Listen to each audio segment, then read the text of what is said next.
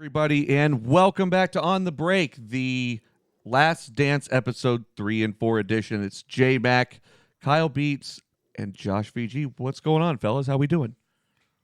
You're good, man. It's good to talk to you guys. Absolutely. What's up, man? I'm feeling pretty hyped after the Dennis Rodman episode. I know. I kind of want to just like jump out there and just scream "fuck yeah" like Michael did during that fucking playoff series. Pretty wild, man. So we are back. So another week. 2 more MJ docs of the 10 drops, so 3 and 4, and figured we'd kind of talk with everybody about that a little bit and see see what everybody's thinking so far. So are we calling it the MJ doc though? No, the Bulls doc. I misspoke. No, it's more the Bulls MJ doc. Today, I know you said that last week, Josh, but today, overall, I felt like it was a lot more team oriented. Yeah, definitely. Well, and maybe it's because MJ was the first one there. Well, it's because it's MJ, but. Every episode that I feel like they're going to get into like the specific one person, they do about 15 minutes of that one person at the beginning, and then they switch over to Jordan. Yeah. Well, so like we'll go like episode by episode here, but I mean for 3, like that was more about Dennis Rodman, but there's already a 30 for 30 about Dennis Rodman. So like while they could have gone, I mean that could have been a whole part, maybe even 2 of the documentary, because I'm pretty sure his was 2 hours. It was an hour and a half at least as far as his 30 for 30 goes. Yeah, it was a 2 hour. Okay, so yeah, like it's a big story there, and there's a lot that goes into Dennis Rodman that I didn't even know about until I watched that. So I am interested to see if it like we started getting into more of Phil in episode 4. So like I'm interested to see where it's going to continue to go in that direction. But it's still, Josh, you're right. It's still centered around Michael. Yeah, it is. But I actually thought they did a good job of giving us somewhat of a background on Rodman, but in a really abbreviated way, and getting to kind of where he was leading up to coming to the Bulls, and then where he was, mentally in that final season. Yeah, I agree with that. I don't feel like they spent too much time there. But you're right, Josh. They've been like transitioning back towards Michael more so later in the episodes, because it's just more about the team, and he's obviously the best player on the team and the focal point. And he's the moneymaker too. Like there's nothing wrong with that. But I was just saying that I don't have a problem with calling it the MJ documentary. As a matter of fact, that's what I've been saying. MJ documentaries coming on.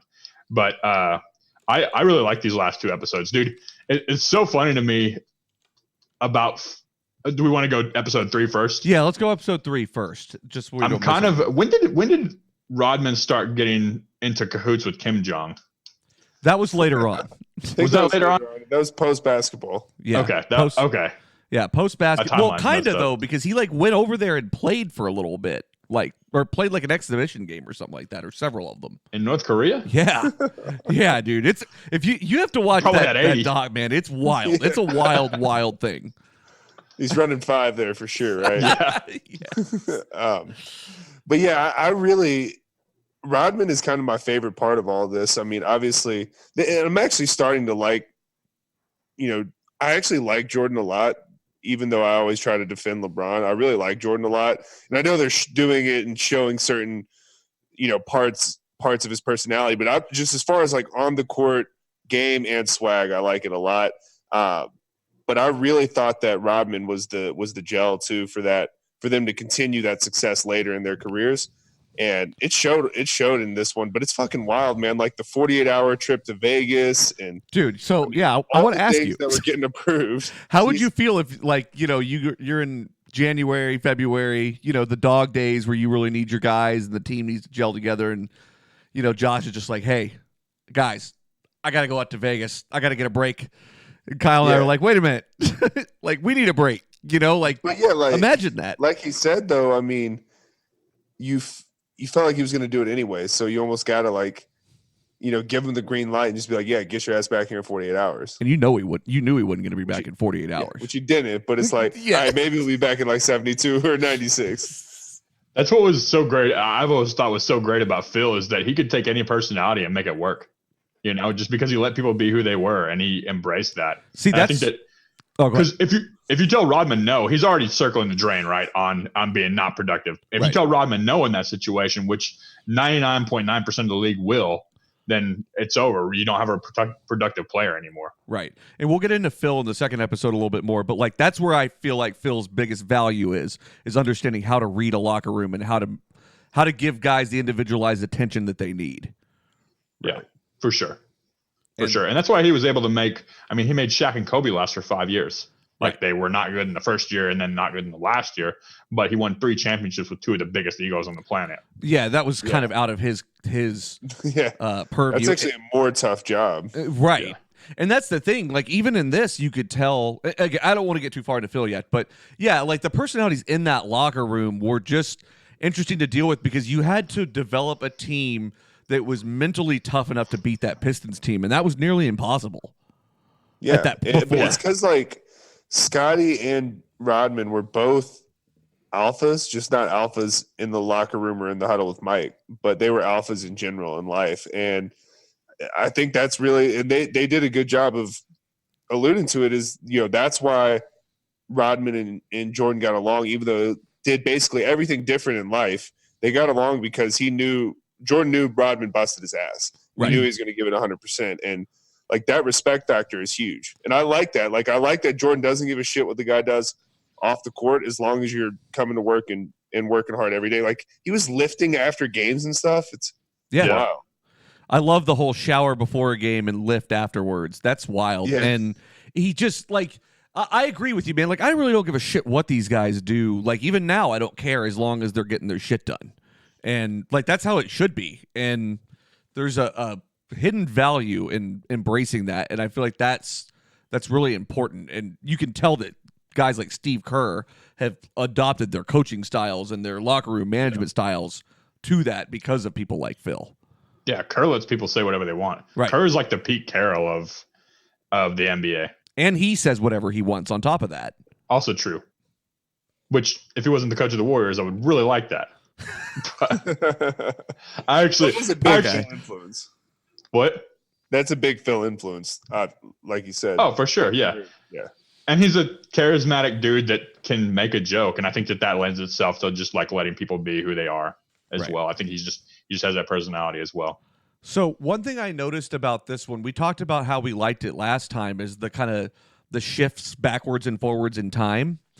Mm-hmm. I feel like in these 2 episodes as a whole, we got a lot more what was happening on the court type situation of a real reliving of a lot of these games and what these guys were thinking about and like where their heads were at. And I feel like that was a lot clearer, and I feel like that was really prevalent in this one. And so we were looking for that in these second set of episodes. But one thing I noticed though is like the closer we're starting to get to these time frames, the harder it is for like the jumping around thing. So for instance, like there was a time where we're talking about the Rodman Bulls and like all this stuff, and then it jumps back in time and it's all of a sudden he's on that Pistons team, and then back again, and it starts to be a lot in like a small amount of time for me.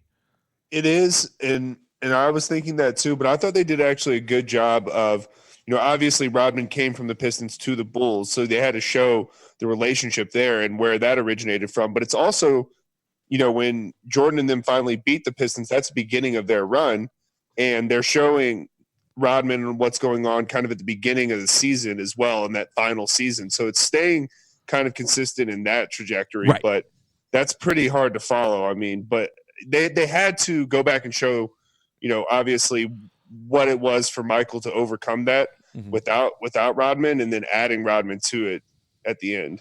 I feel like if I didn't know what had happened and like why Rodman left and went to the Bulls and all that, if I hadn't known that going into this, if I just was not familiar with that storyline at all, that would be very confusing for me to follow. But knowing, I mean, it helps that I knew what was going on. But Yeah, that might be for the common like person that doesn't like familiar with the ins and outs, nuts and bolts of the Right. story, that's where it got a little bit confusing for me. Yeah. So do you guys think, and I think I know the answer to Josh's, I know Josh's answer here. Do you think that the Pistons, the bad boy Pistons, quote unquote, their physicality is properly rated, overrated, or underrated? Could you imagine driving past Isaiah Thomas and getting tackled by a 7-foot skeleton? I feel like just the psychological, that's named Bill Laimbeer. I feel like just the psychological trauma of that would be more than any physicality by Dwight Howard or someone like that. I mean, the No, the officiating in this era was incredible, right? yeah. or lack thereof. Right. Well, that's what I'm saying. Yeah. They were physical in that they were knocking people to the ground. A lot of those were flagrant fouls that weren't called flagrant fouls. But dude, you can't convince me that those guys were throwing around more weight than the guys in the NBA now, if that's what you're getting at. It's obviously worse intent, though. Yeah, way worse for sure. intent. Yeah, the intent was to take those guys out. Some of those were elbows were meant to drop someone. Yeah. Right. And I think that obviously played a factor in Jordan's longevity. Yeah. What do you mean? What do you mean? Would we have seen that kind of longevity out of Kobe if he played against those kind of defenses and took those kind of falls? Probably not. You think that it lessened Jordan's longevity or lengthened Jordan's longevity? Lessened, obviously. Okay. Yeah. I would say yeah. I don't know if we would have seen Jordan lift weights the way that he did either if they had not been there. Dude, he got jacked because he was pretty Yeah. skinny at the beginning when they were going back to like those 88, 89 games. I think I actually have a book here on weight training by Tim Grover. His dude, but it was crazy to me that was only 15 pounds difference. Well, The difference between peak Jordan and then prior to Pistons Jordan. Yeah. Well, I mean, and so like I think it did a really good job of telling the story of how he got stronger and how he got, I mean, Jordan kind of locked it into another gear at that point in time and was like, all right, this is what we're going to do. And I mean, that story about how they, like, none of them left and went on vacation, that they just went straight back to practice the next day and started doing it again. I mean, absolutely incredible. And that's where he hit another gear, I think, for me. And where he really decided, like, this is what we're going to do. And so it told a good story of that, and then also the adoption of a new offense and what actually ended up working a little bit better, at least at the time, for that type of game, which is ball movement. And we'll get into that in a minute. But and what's ultimately the most impressive thing about that is that the entire team did that. Like, there are players that do it now, like Braun does that, Giannis does that, Kobe did that, but Kobe wasn't getting Kwame Brown in the weight room with him the day after they went to the finals or anything like that. There. Yeah. Right. That's what's impressive is that the whole team was going according to that story. I don't know if that's true, but that's the most impressive thing to me is that the entire team is going back in. The most impressive thing wasn't Scottie Pippen repping 185 3 times and guys acting like he's the world's strongest man. I mean, I know these guys are basketball players, but Jesus fucking Christ. Kevin Durant was sitting in his house like, my God, dude, that is just a machine. One thing that 185, ridiculous. One thing that I remember when KD went to the combine and couldn't rep 135 once. Dude, he got 185. It just flattened him. Just killed him. Yeah. Oh, was it 185? Okay, I thought it was I thought it was 135. One thing that I didn't really know about, I guess, and I don't know how I would have because I was very, very young at this point, but like, I guess I didn't realize how much of Jordan's reputation was looked at as a guy that can't finish until he just prattled off a bunch of championships. Yeah, Michael the scorer. Like I heard that referred to, and there you saw the sign in the crowd that was like, not this year, Michael, or whatever. And it was like that was the narrative, and they swept them the third time, which is what's crazy. Yeah, that was a good team they swept. A good team that they just completely obliterated. Really, I mean, the same team that obliterated them the year before, right? And I mean, I guess not obliterated them, but I guess Game 7, Scotty had a migraine. Yeah, which is a crazy story too. Like, I can't even imagine being out on a basketball court and seeing double of guys and everything. And you could tell in the way he was playing. But you could tell Jordan was also kind of like, this guy.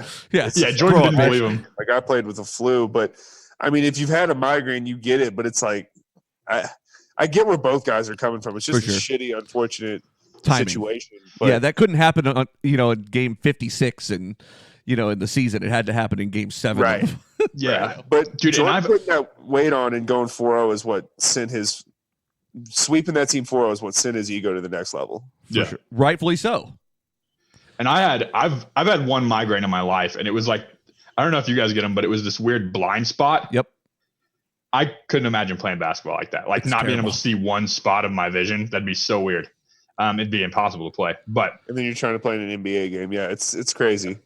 So I guess that kind of moves into the next part of the conversation, which will lead us into episode 4 eventually. We started getting into the talk about the triangle offense.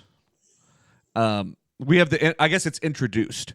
Where are you guys at on it was an assistant Yeah. kept bringing it up. So- and Doug Collins wanted nothing to do with it. Right. And so he basically taught all that to Phil, and Phil, I mean, so it was multifaceted, because it feels like Jerry was ready to move on from Doug Collins because they had kind of convinced him that this is the wave of the future, which in their defense, it was at the time, and it worked well for what they were trying to do, because the whole point is to get the ball moving and to rely on your teammates. We've talked about that with Golden State a million times. Like that's what Steve Kerr walked into, a situation where you could just open it up and let the ball move.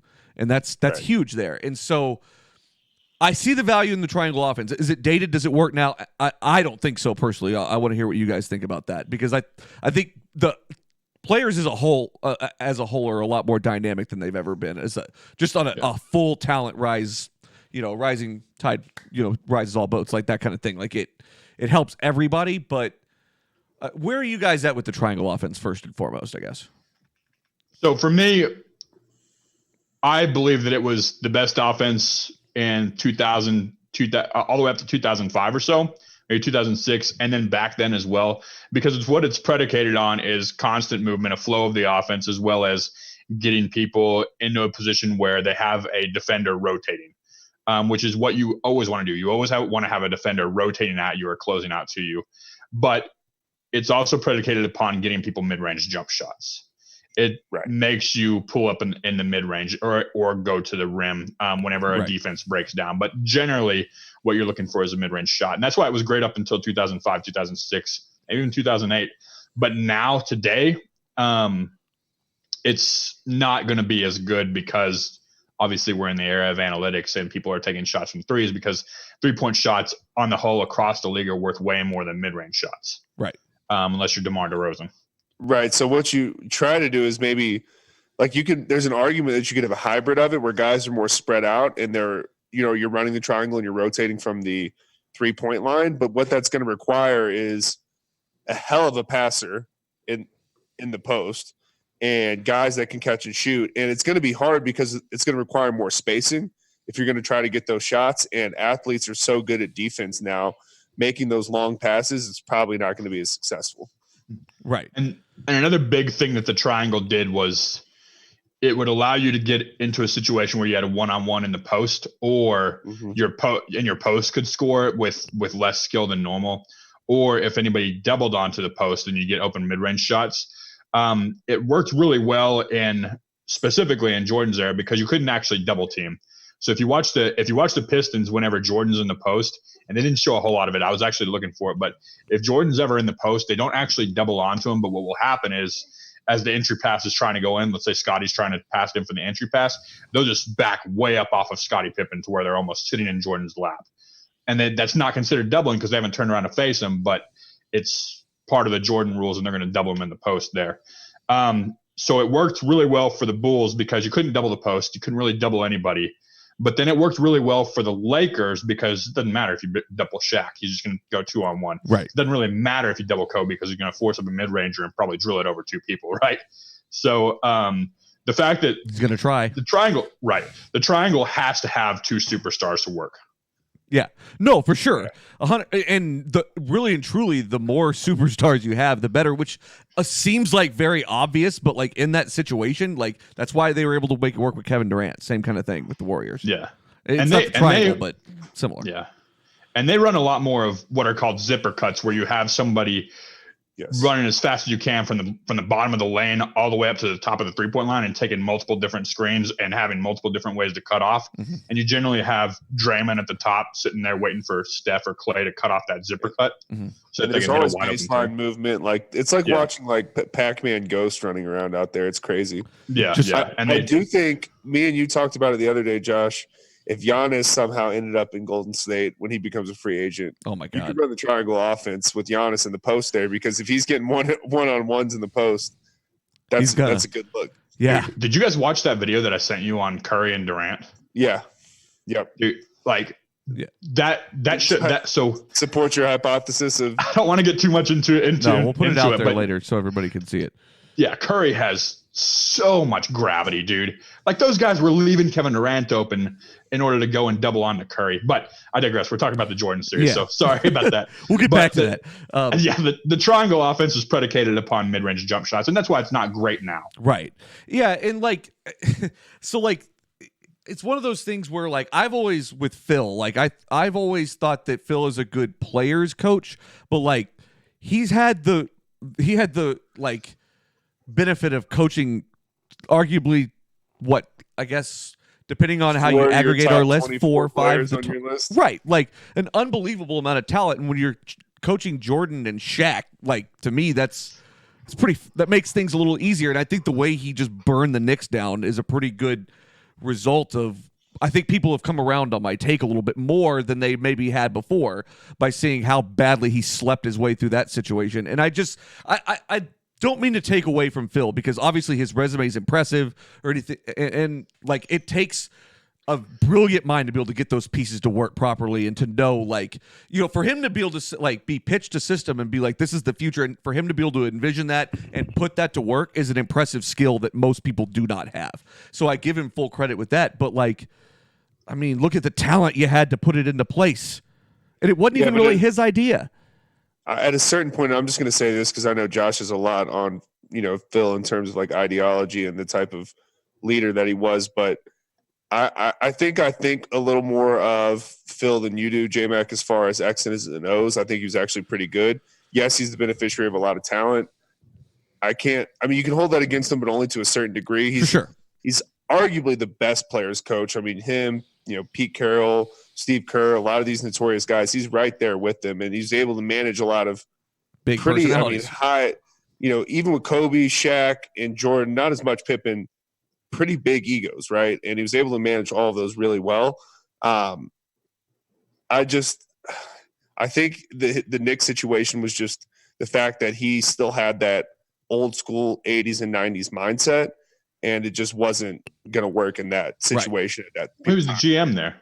Yeah, well, they wanted to run the triangle offense. I know, but he was the GM. But he was picking players, and he was not doing it well. He's picking players that fit those kind of older systems and trying to implement a version of that system, and it just wasn't going to be successful in 2015? Yeah, something like that. Yeah, I'm a big believer in basketball. It's about 80% system, 20% X's and O's. Meaning sideline plays and things like that. It's 80% culture and putting in the correct system. And I think that what will typify this is the fact that Luke Walton had so much success whenever Steve Kerr was out. He won like 20 games in a row or something like that. 38-4.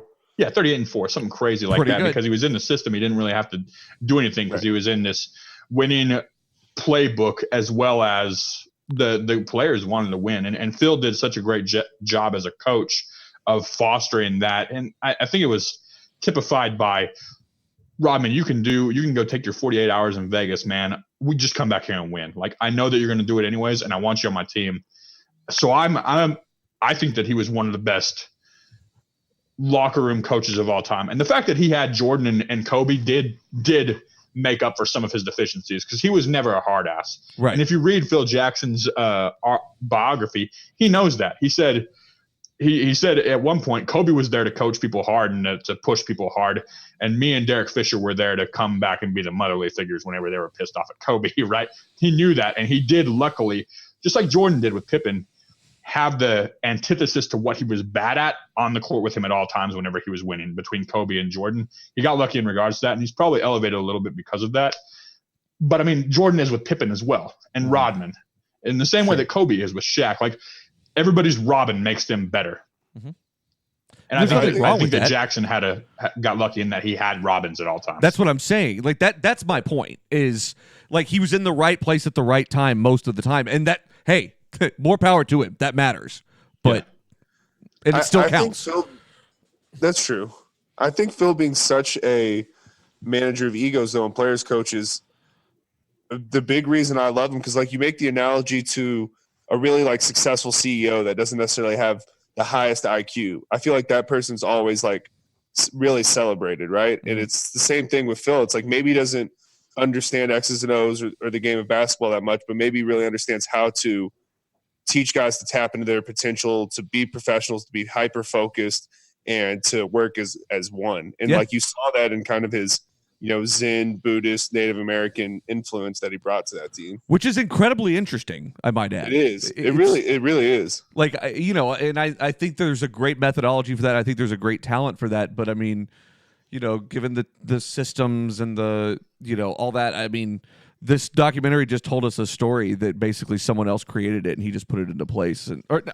We knew he didn't create it, but like, we know that he was the one that helped revolutionize it and really put it into play and say, this is the guideline that we're going to strictly go by, which is, again, incredibly valuable and important. But I mean, I think those are the kinds of things that I see where I'm like, but that doesn't help him. I think people think those things help him, and I don't think those things do help him. Do you think Phil's the greatest coach of all time? No, I don't.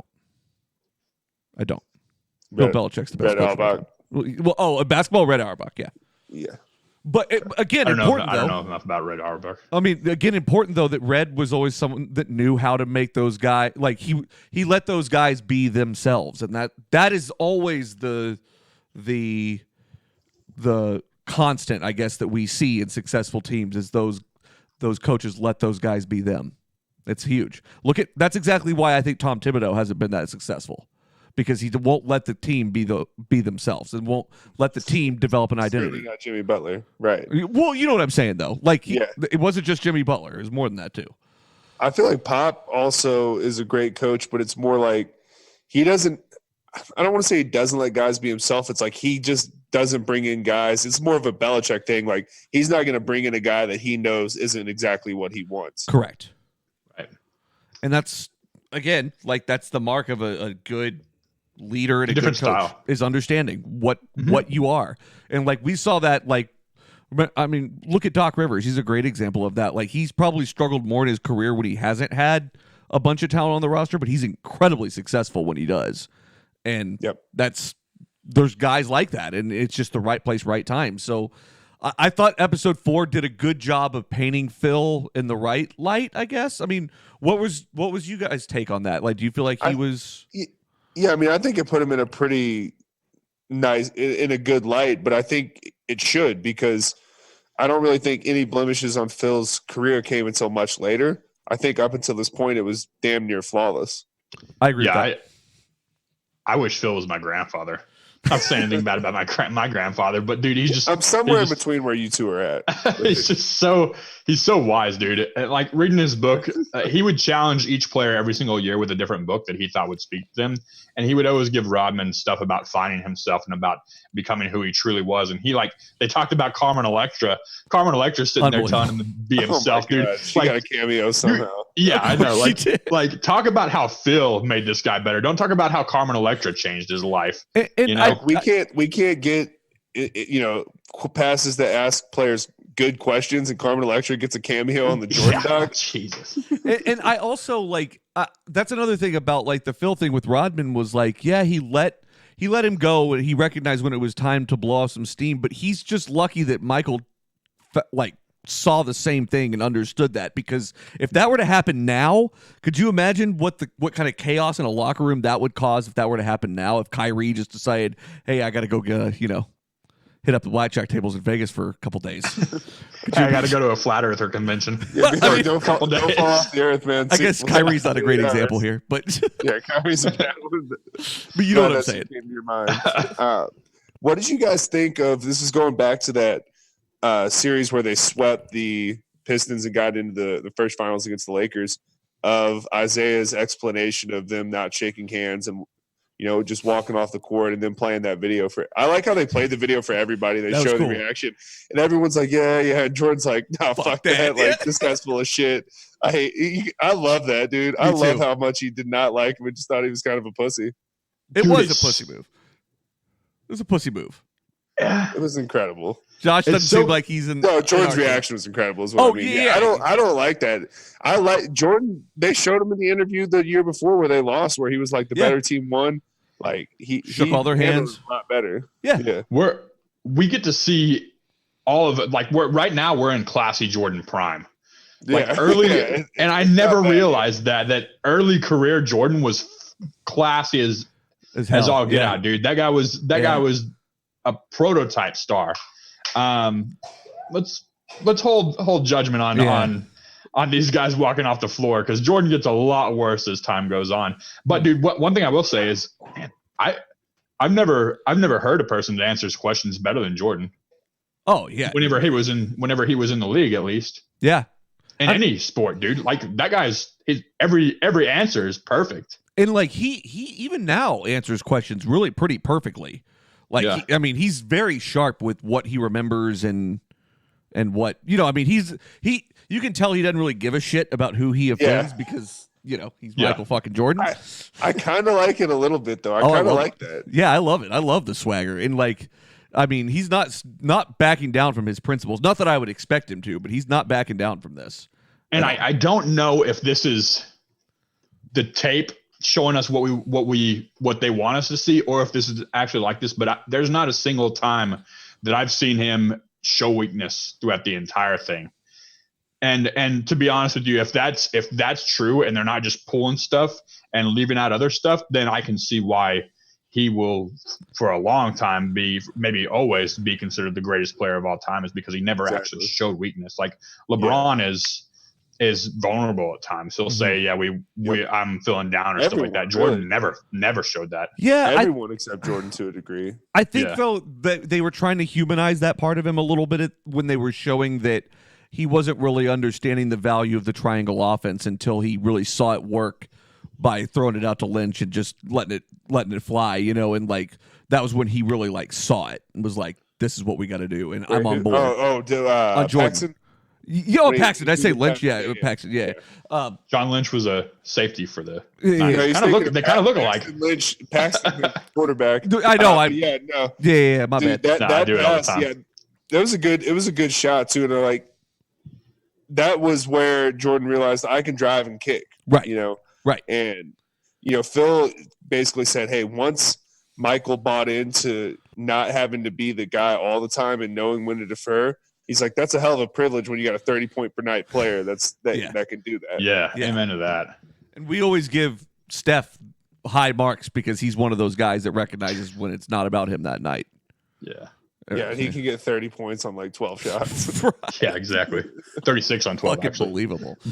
But yeah, I thought that did a good job of humanizing weakness, but not like to a fault standpoint, because he not conquered like to that. a level we've seen all other players hit that Right. are kind of those Jordan-esque, like Kobe, LeBron. We've seen them hit a lot lower, weaker points. Yeah, and even when he's answered questions that he's like the point where he said that somebody said, how many are you sick of talking about Scottie Pippen? He said, no, I'm just going to give you the same answers that I always give you. He says no, like It's fucking awesome. How many people in today's day and age would say yes? Stop asking that question. I know what Kyrie Irving and would it's just say. such a powerful reply. Yeah. I know what Kyrie Irving would say. That's all I can tell you. No, this is not a pick on Kyrie session. Yeah, no, that's a good point though. Like he had fun with it though. It was folksy. It wasn't just like, it wasn't even hostile most of the time, Exactly. And so you take something that is obviously of contentious matter to Jordan. You ask him this question repeatedly and just over and over and over again to see if he'll break and give you something. And he just keeps making jokes and deferring it. Like that's just straight up like controlling even that locker room of that media session. Yep. And we don't see it like, I can't say, I know I'm just beating this to death, but I can't say enough about how good he was in interviews. That's a huge part too. Honestly, just like media coverage, the product to a degree, but just that whole era, the clothes, the whole vibe, the music and everything. I love that late 80s, early 90s era of the NBA. Same. It makes me think of like NBA Jam also on Sega Genesis. But yeah, I just love that whole era. I don't think players are ever going to get to a degree where they're like that, almost like friendly and aloof with the media. You know what I mean? Like there's more tension because of the access now. Right.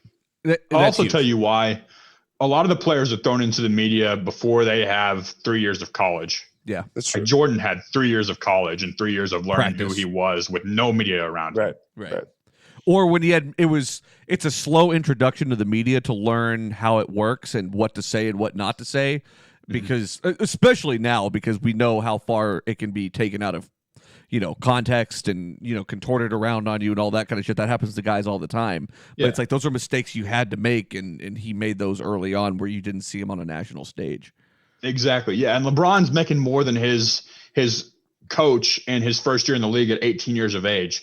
Zion's making more than his coach in his first year in the league at 19 years of age. These kids don't get the chance to mature before they start answering questions like Jordan had. Yeah, well, and to Kyle's point, the exposure is different now than it's ever been, and that's it's Also richer, true. it's quicker, it's it's everything's faster. Like the first round fully matters versus the first 5 picks that mattered 10 years ago, and that's a big difference. And like guys just seem more easily agitated with questions and stuff too. Like they just don't have as much of a backbone and as much resiliency. Yeah, And that's a little annoying. I wonder if watching this episode is going to do, or this show specifically is going to do anything for the mindset of players. we'll see.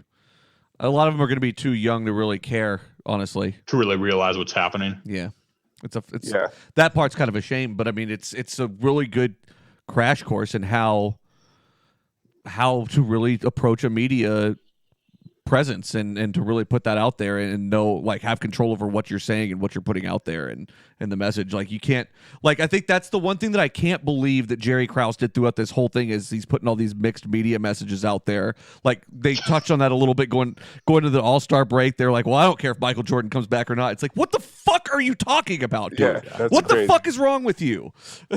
How about Jerry Krause's sweet dance moves on the private jet? Oh my god, they were clowning him so hard too at the same time. All right, go sit down, Jerry.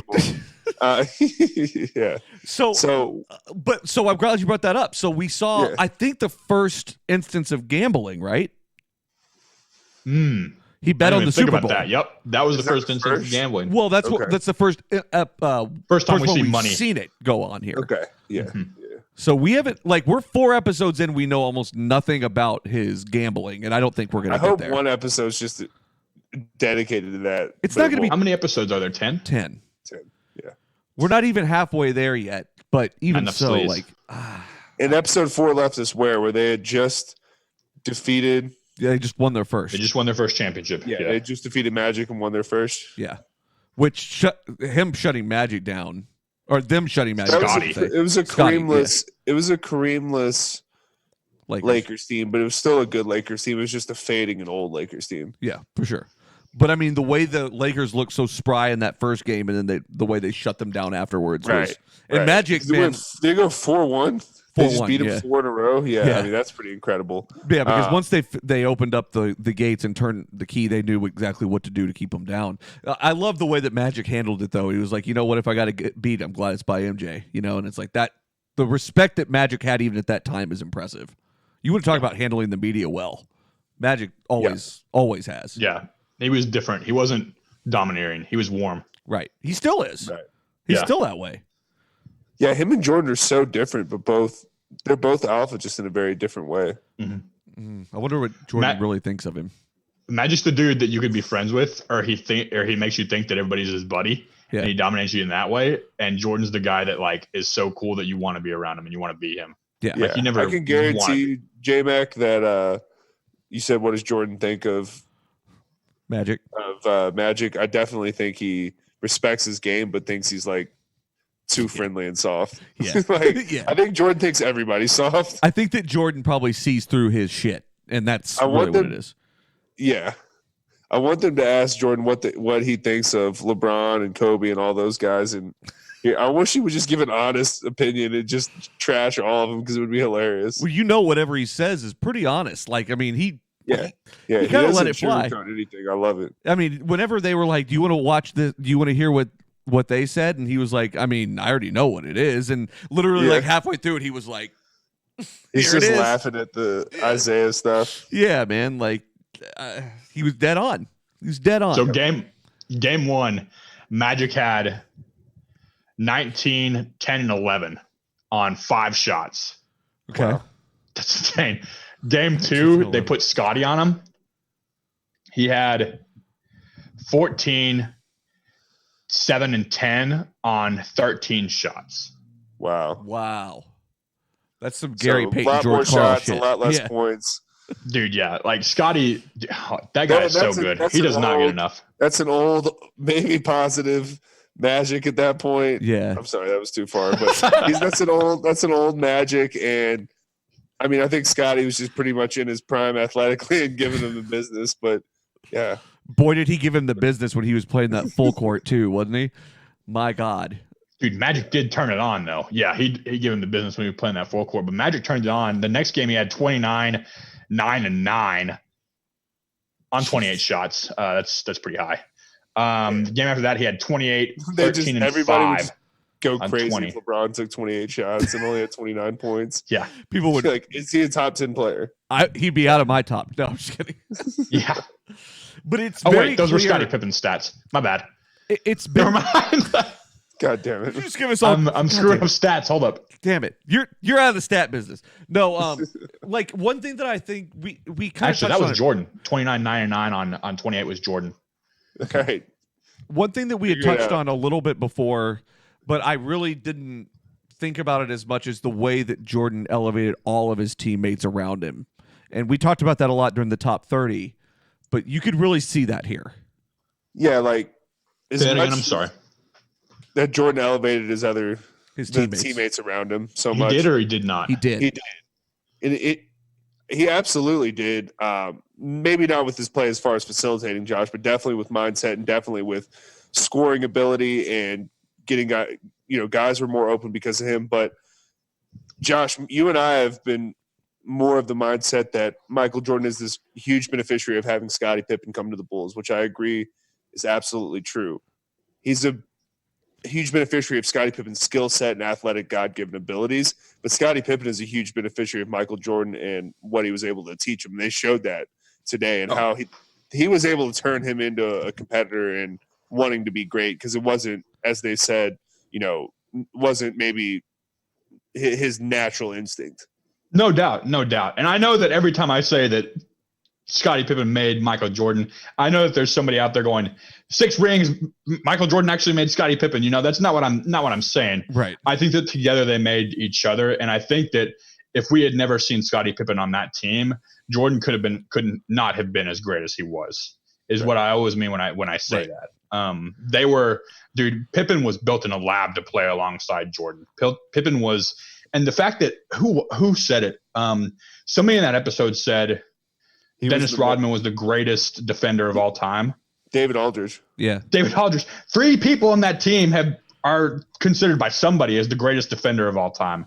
Dude, you can't tell me that those 6 championships didn't just come straight from Michael Jordan. Nobody said that. That's what I mean by that. For sure. Is that Jordan is great, but a 6 for 6 argument shouldn't be an argument that he's bar none number 1. Yeah, it's a bigger picture than that. It has to be. Yeah. Exactly. You know what the argument is in the film shows in this documentary is that he's that much better than everybody else on the court. Dude, those were some – and that's from the first episode that we watched, I said there will never be another player that is as dominant as Jordan was in his era or whenever he first came in the league because he's playing a different game than those guys, dude. I texted you guys and said – he looks like a different freaking species than Bill Laimbeer out there, or even Isaiah Thomas or Mark Aguirre or Bert, those Boston Celtics, where they have a bunch of white guys that are running around at 2 miles an hour on the court. He looks like a different species out there. And I don't think we'll ever see that again. We'll never see so much of a jump in athleticism. Yeah, that's a good way to put it because you just look at it and the way he would leap up into the air and how far he was ahead of or over even just perspective shots and stuff like that. You saw his sheer just flat-footed jump athleticism that was just unbelievable. But there's so many pictures out there or so many things out there that Rodman's one of those guys that he just does a lot that you don't necessarily always see. And I sent you guys that picture earlier that had been floating around because I always think about it of him just laying like a goddamn plank in the middle of the air to try to save a ball. Those are the kinds of things that are they're unmatched by anybody else other than fucking Dennis Rodman. Dude, those might have been 3 of the top 5 most athletic people in the league at that time. Absolutely. That team was made up of freaks. Yep. and it all different, slightly different body types. So it really worked out well as far as just positioning when it was really, now it's positionless basketball. It's very position specific back then. Right. But with all due respect to guys like Hakeem, David Robinson, Shaq, Chuck, Patrick Ewing, whoever you thought the second best player in the league was in Jordan's peak, the difference between Jordan and them was so much bigger than it ever was with LeBron and his gap between D Wade, Kobe, Melo, Tim Duncan. Definitely. It's not even close. It's really not. Like, the gap in talent was so much bigger from Jordan. And yeah, definitely. I'm trying to make amends with that because I don't think I think LeBron does stuff that just doesn't show up on the stat sheet, and everything that Jordan does. Give me a year LeBron was that much better than anybody else, because then you got to think later in his years, like 16, 17, 18, you got KD, you got Giannis, you got a lot of other guys. So it's like, is he ever that much better than the next guy, where Jordan was clearly so much better than the next guy? Right. Yeah, and that's what I mean is, like, you can't look at the stat sheet and say LeBron is so much better than everybody else, because LeBron does so many things that are not in the stat sheet, and everything that Jordan does is 100% in the stat sheet because he scores. Yes. And so it's kind of hard to tell, but what I will say is I'm inclined to agree, but I don't know if I'm 100% there yet. So I'm more on the boat than that, but I'm not 100% there. Well, you have LeBron as number one, so I mean I do have LeBron as I do. So I mean I don't know that you're going to get there necessarily if that's the case. Not that that's a slight or anything. That's just your take.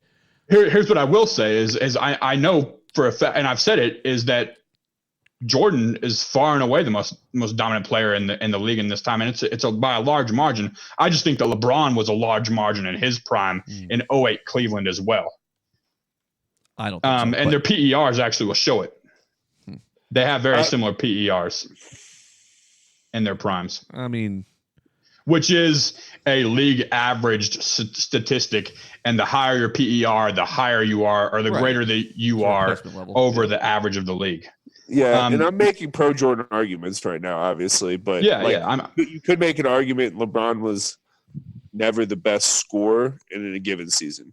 Oh, I'll make that argument all day. Yeah, I'll make that argument all day because it was either Kobe or Harden or Curry, Melo, KD. Yeah, I wouldn't. Yeah, I don't. Yeah, KD. I just think that LeBron is just like, if you built me a player in a lab and said I need him to do everything, it would be LeBron James. Yeah, sure, but I would I would on national television, everything. No, I'm just kidding. I'm just kidding. And then go back and win them the first championship in 40 years. I would probably make the argument though that the league was so much more developed that LeBron was able to take it over a little bit more versus MJ made the league about what he was about. Dude, I will agree with that 100%. That's the intangible aspect that MJ brings that LeBron just can't, in my mind. Yeah, and nobody else. That's not his fault. Right. I don't know if anyone else ever will have that kind of those kind of intangibles. If LeBron Unless somebody rolls out an know. 80-inch vertical, it's not going to ever happen, right? Because what was Jordan's vertical? 46. What was Bill Lambert's 7? Like, unless you roll out with another 30-inch vertical higher than the highest or than somebody else in the league, it's just not going to happen. Bill Lambert was crushing 15-pound dumbbells in the offseason. Right. Hell yeah. Like, if you watch Wade play, he does a lot of the things that Jordan was doing. It's just that everybody else is doing it. It's true. Too. All right. So what are you guys looking for? So last time we said we were looking for a lot more basketball. We definitely got that. What are we looking for in the next Sunday going forward? Dream Team, which is what I believe we kind of saw a little sneak preview of, which is kind of the thing I'm most excited about in all of this. Because I like hearing other guys just basically just drool over Michael Jordan's skill set. Yeah. If they go heavy Dream Team, I will 100% say this is not about the 97-98 team. This is about Jordan. Yeah, that's fair. I mean, that's absolutely fair. They're going there. I can tell you that right now. They might dedicate a whole episode. Yeah, they're going there. This is a Jordan documentary. They need to stop with the Last Dance and just say Jordan documentary. It's just too good of a name and story to not call it that. Dude, it is. It is. Oh, okay. I see what you're saying. I thought you were talking about the Jordan and Dream Team. One thing that I still haven't seen as much of that I thought I would is the behind-the-scenes stuff that they got from that last year. And I mean, obviously there's a reason for that. We're getting there. So Simmons has already seen it, and I Right. listened to his pod, and he said it comes out in the very last couple of episodes Right. where you see I a heard lot the same more thing. behind the scenes stuff. Yeah, so I'm Talking looking forward to sleaze? that. Yeah. I'm looking forward to Is that- that. I'm so like one thing I have noticed is what we have seen so far for footage that was taken in like 1997 or 98. It looks really fucking good. Yeah. Yeah. Like, Yeah, it does. You look at baseball games from back in that time, and it is horrific. I hope some of the behind the scenes stuff is just Jordan just crunching numbers, calling his bookie, or like walking into a casino with like a mustache and sunglasses on. Dude, you got to see the sunglasses and the mustache. You gotta Yeah, see and it. we were saying that Jordan was very worried about his image throughout this entire thing, and we haven't seen that yet. So No. I think we got some good stuff coming up. No, he's been really, really transparent. It's been awesome. Very transparent for sure. One other note I meant to bring up earlier: loved Rodman crushing beers before he went and rode that motorcycle. Dude, the Miller Lite. Fucking awesome. Dude, he had a Miller Lite coming up to walking into a game. Like, what a badass. That's fucking It's awesome. Like, it's like fucking Stone Cold Steve Austin playing hoops. Do you guys think that he took that kamikaze shot sitting there on the weight bench like he said he did? Yeah, dude. Yeah, I don't think that's that he's the type of person that would just act like that. Like, But well, I know that he's the type of person that would plant that seed in your mind and make you wonder whether it's true or not. yeah. So I think he probably did. dated Madonna. Isn't that incredible? That's an unbelievable story. His 30 for 30 is so fucking good. Yep. It really is. If you guys haven't checked it out, it's definitely worth checking out. All right. Yeah, good midweek rewatchable. Absolutely. We got time. This one held up. This one, so far, so Yeah, good. solid. I'm really impressed. 4 episodes in, I think we've seen a lot of really good stuff, and there's a lot more to come. Without sports, this is all I look forward to during the week. I know, dude. It's fucking This is all I horrific. got, bro. It's horrific and a half. It really is. We'll do an episode this week, and we'll talk about where we are with all that, and I don't know. Yeah, let's do a quick one and just talk about likelihood of it coming back and some of the ideas. Yeah, we need to update everyone where we are. All right, let's get out of here, boys. Next Sunday, we'll do this again for the review of The Last Dance. Till then, we'll see everybody later.